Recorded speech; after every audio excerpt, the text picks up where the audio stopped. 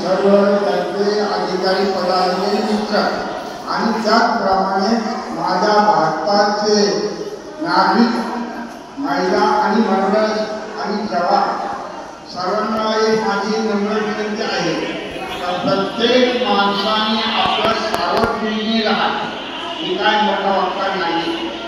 आम्ही माझी सैनिक आहे परंतु माझ्या मातेने जर त्या सैनिकाला जन्म दिला तर तो सैनिक शिवीवरती जाऊ शकतो।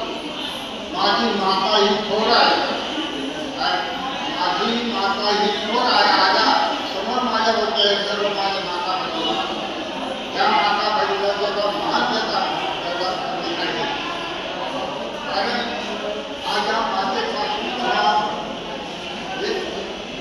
सैनिक म्हणतात कारण माझी माता प्रत्येक मुलाला शिकवते तुला असं म्हणता ते ऐकलं तर तो मुलगा काहीतरी काहीतरी केला परंतु जर त्या वडिलांनी त्या मातेचा काही समाधान करावं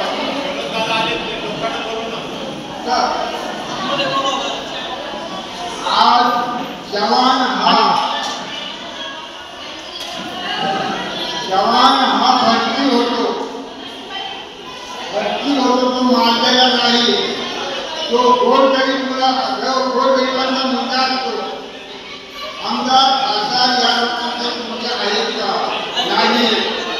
गोरगरिबांचे जेवढी मुलं आहेत आज सीमेवरती आहेत ती सर्व गोरगरिबांची आहेत आणि त्यांना बलिदान द्यावं लागतं तेव्हा आपला भारत खूप सोयीचे राहतो।